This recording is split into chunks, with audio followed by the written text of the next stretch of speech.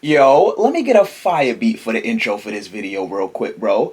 You already know we finna turn up.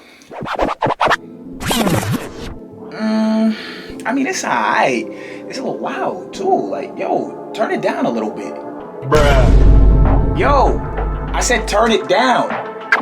Nah, I'ma do my own thing. What? Damn, son, where'd you find this?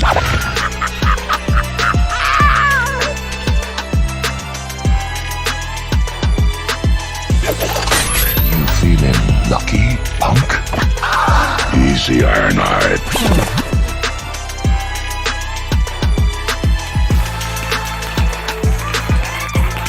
Yo, what's going on, guys? It's your boy Say here. Let's get right into it. Now you see, das avance, right, bro? Das avance. No. That's elite.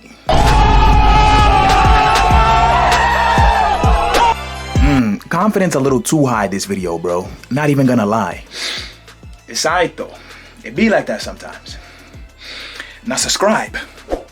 Now this guy is scaling in at 8 inches tall from head to toe and is clocking in at about 40 hours of build time, which is a lot less than the 120 hours of build time that my last build took. So the build time was a lot lower, but unfortunately due to this guy's size, we will have to deny Ironhide here entry to the big boy club. Now the last time I attempted a 2007 Ironhide was actually 2 years ago, so best believe with this version 2, we got updates for days, bruh.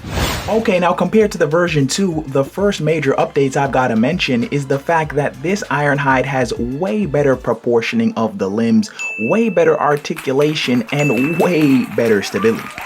So a lot of my version 1 Lego Transformers actually had really wonky proportions in terms of the legs, arms, and chest plates because I just didn't have that much experience balancing the length of the legs and the arms against each other. So with the version 1 Ironhide, the chest plate was way too big and the legs were way too short, but the arms and everything else were pretty much within proportion. However, because of those abnormalities, it gave that Ironhide a more cartoony or chibi look. And believe it or not, this is actually almost the exact same head sculpt that I used for that Ironhide version 1 as well. However, since I rebalanced the proportions with this new version, he looks a lot more realistic.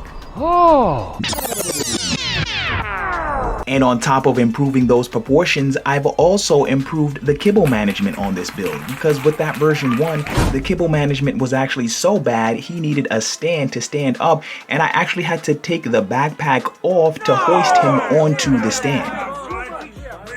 So as you can see with this version, the upper portion of the truck folds up and sits nice and snug on his back, and on top of that we even get the exhaust pipes here which stick out at an angle, which make the front view of this guy look a lot cooler. Now usually with my car Transformers, I have the upper portion of the car split in half, so I'll have half of that portion sit on the upper back of their backs and then the other portion will sit on the back of their legs.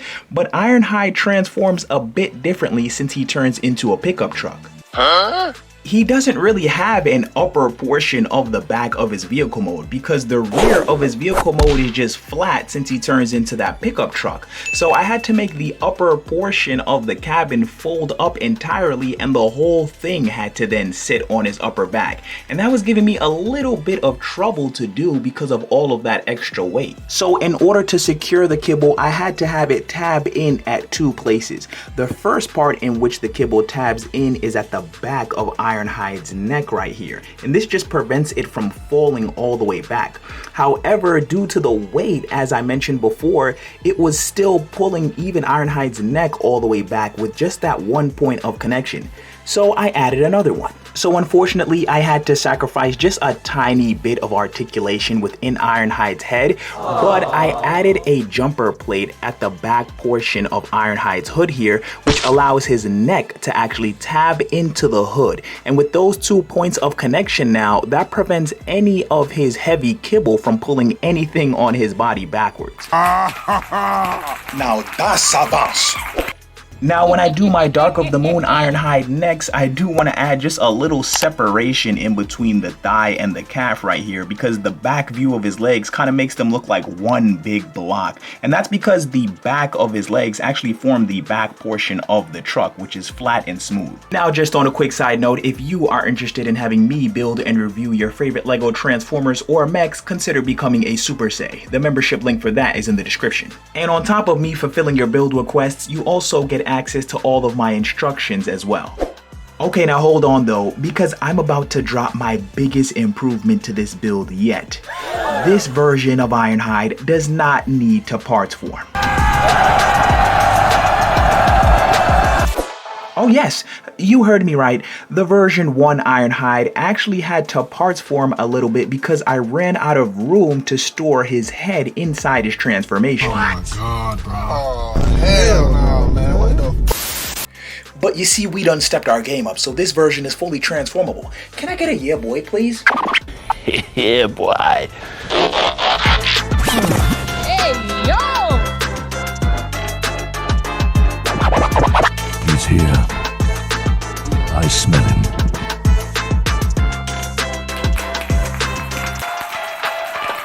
Wow. Now just on a side note, if you guys are interested in seeing another one of my Transformers 2007 movie revamps, you're definitely gonna want to check out my 1977 Camaro Bumblebee version 3. I'll leave the link to that bad boy at the end of this video.